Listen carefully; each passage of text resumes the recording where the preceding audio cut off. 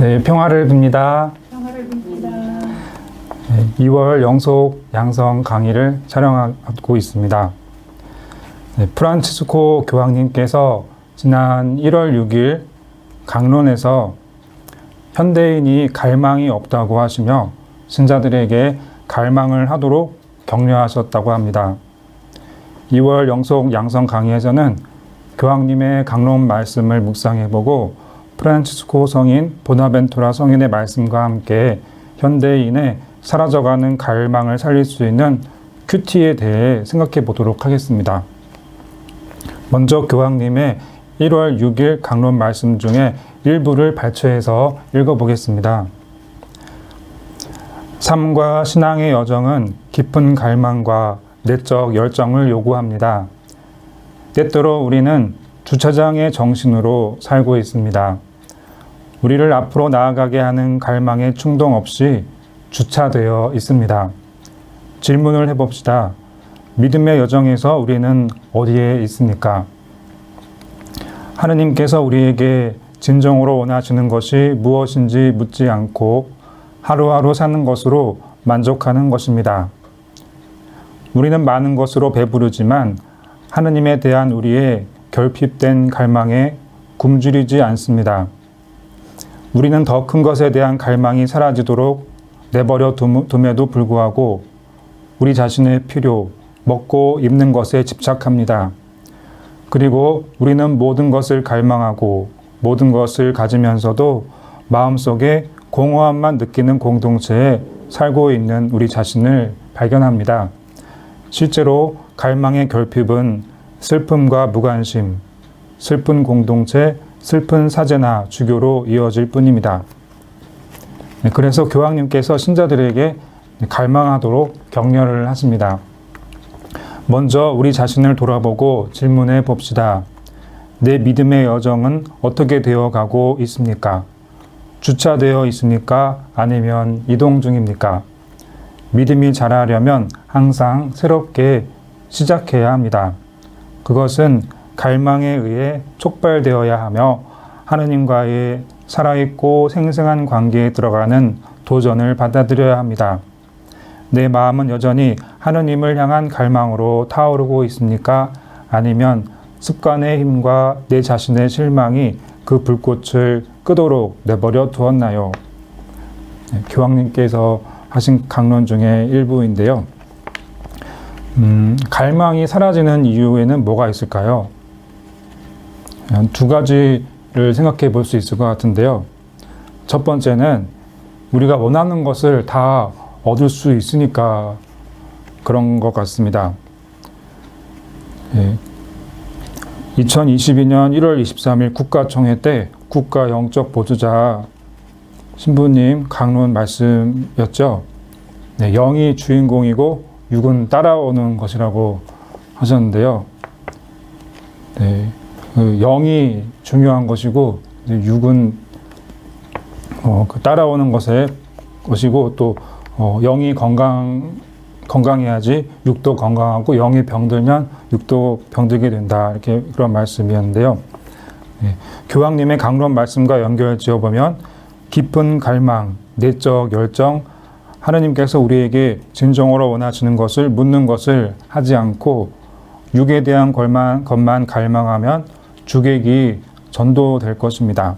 영이 주인공이고 육이 따라와야 하는데 육이 주인공이고 영이 따라오면 안 되겠죠.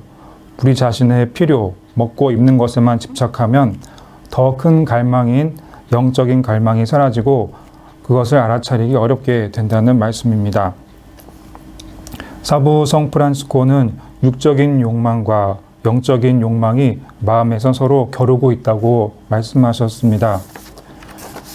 육의 영은 말하기를 좋아하고 또 말하기 위하여 노력을 많이 합니다. 그러나 행동하기 위한 노력은 별로 없습니다. 육의 영은 사람들에게 거룩한 것처럼 보이기를 원합니다. 그러나 주님의 영은 육신의 제어와 경멸을 원하고 무시와 거부당하기를 원합니다. 주님의 영은 겸손과 인내를 위하여 노력하고 영의 순수함과 단순함과 참 평화를 위하여 노력합니다. 이 프란시스칸 기도라는 이 책의 2장이 제목이 갈망입니다.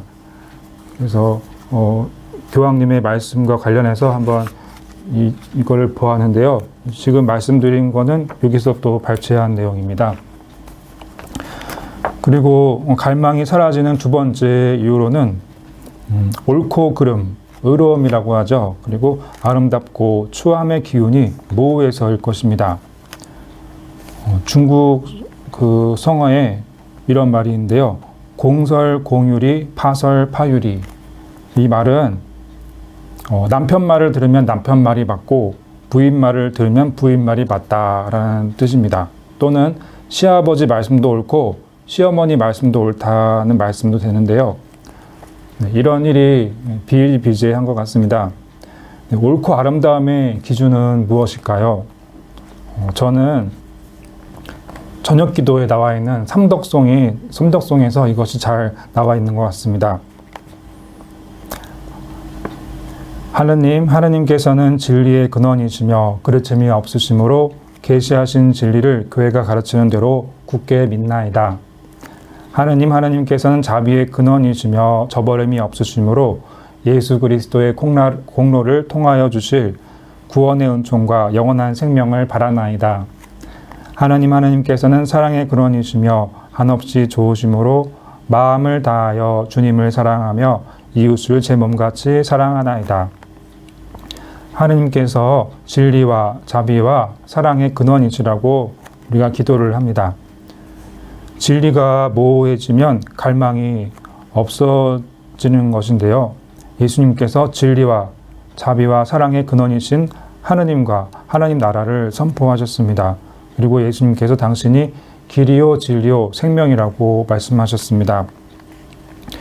하느님께 대한 갈망의 그 안테나를 최대한 켜놓고 찾았던 분이 바로 사부 성 프란시스코이신 것 같습니다. 나의 하나님 나의 모든 것이여 라고 하면서 밤새워서 기도하셨다고 하죠. 프란시스코의 영적인 갈망이 회개 여정을 시작하게 되었던 때가 있었죠. 프란시스코의 믿음의 여정, 회개의 여정에서 차가 이동하기 시작한 그런 초기입니다. 1208년 천사들의 성 마리아 성당에서 프란시스코는 그리스도의 제자들은 전대에 금도, 은도, 돈도 소유해서는 안 되고 길을 떠날 때 식량 자루도, 돈지갑도, 빵도, 지팡이도 가져가서는 안 되며 신발도, 두 벌의 옷도 가져가서는 안 되고 하나님 나라의 회개를 선포해야 한다는 복음 말씀을 듣게 됩니다. 그는 이것이 바로 내가 찾던 것이다. 이것이 바로 내가 원하던 것이다. 이것이 바로 내 온 정성을 기울여 하고 싶어 하던 바다 하며 기뻐 외치고는 사람들을 회개의 길로 초대했습니다. 우리 제속 프란시스코 회원들은 그 회개의 길로 초대를 받아서 삶을 살고 계시는데요. 평화의 사도 2022년 1월 구역 모임 길라잡이를 보면은 여기 큐티라는 말이 나옵니다. 이 글을 쓰신 분이 코로나 확진자가 이제 어떤 사적인 모임을 하던 공간에서 나오셔가지고 격리가 14일간 격리를 하시면서 큐티를 충분히 누리게 되셨다고 그런 내용이 있는데요. 네, 큐티는 quiet time이라 해서 조용한 시간, 기도 시간이죠. 예. 그래서 또 여기 프란시스칸 기도 2장 여기 보시면은 보나벤투라가 말하는 기도와 소망에 대해서 갈망에 대해서도 나옵니다. 보나벤투라에게 기도와 소망은 동행자입니다. 이는 그가 하느님께로 나아가는 영혼의 여정 서문에서 하느님께 나아가는 길은 십자가의 그리스도를 뜨겁게 사랑하는 길 외에는 다른 길이 없으며 누구든지 갈망하지 않는다면 이 길로 들어설 수 없다고 말해주고 있습니다. 그는 갈망의 사람이 되려면 마음속으로 들어가 자신만의 마음방에서 가장 진실하게 하느님께 외쳐야 한다고 합니다. 바로 큐티를 누리는 것이겠죠. 보나벤투라 성인은 말씀합니다. 갈망이 삶의 나침반이라면 기도는 그 방향을 가리킵니다. 그러나 세상의 소음 속에서는 방향을 가리키는 소리가 들리지 않습니다. 그래서 보나벤투라는 우리에게 마음속으로 들어가라, 하느님이 거하시는 고독의 방, 침묵의 방으로 들어가라고 격려합니다. 우리는 이 깊은 방에서 우리의 소망에 대해 진실할 수가 있습니다. 그렇지 않고 우리가 바라는 일에 대하여 두려움을 갖는다면 기도하기가 두려워집니다. 기도하기가 두려워지면 우리의 삶은 깨지고 맙니다. 이렇게 여기 책에서 말해주고 있습니다. 성 프란시스코는 육의 정신을 억누르기 위하여 그의 형제들에게 무엇보다도 주님의 영과 그 영의 거룩한 활동을 지니라고 권고합니다. 프란시스코는 하느님을 흠숭하기 위하여 깨끗한 마음과 끊임없는 기도를 권합니다. 새해가 되면서 노트를 한 권 샀습니다. 이 노트인데요. 기도가 습관이 되는 기적. 오늘 기도 노트. 네, 이게 며칠 해봤는데 좋은 것 같습니다. 그래서 오늘 기도 노트라고 왜 제목을 이렇게 했을까 생각해 보니까 내일로 미루지 말고 오늘 기도하라는 뜻인 것 같은데요. 큐티를 가지는 습관을 기를 수 있어서 갈망을 하고 기도를 하는 데 도움이 되는 것 같아요. 그래서 오늘 기도 노트를 적어보시면 어떨까 추천해 드립니다. 이런 노트가 아니라도 일반 다이어리에 해도 괜찮으실 것 같습니다. 네, 어떻게 적는지 여기에 이제 방법이, 사용법이 좀 나와 있는데요. 제가 읽어보겠습니다. 네, 첫 번째로는 기도 날짜와 지향을 쓰는 것입니다. 아침 기도를 바치신 뒤에 노트에 오늘 날짜와 기도 지향을 써보세요. 하루에 한 가지만 적어도 좋고 여러 가지 지향을 작성해도 좋습니다. 그리고 두 번째는 오늘 하루 실천할 기도 계획을 작성해 보세요. 오늘 주님께 다가가기 위해 봉헌할 수 있는 기도, 독서, 선행을 떠올려 봅시다. 거창하지 않아도 괜찮습니다. 세 번째 단계로는 말씀을 묵상하고 하루를 어떻게 보낼지 생각해 봅시다. 오늘의 말씀을 읽고 잠시 묵상합니다.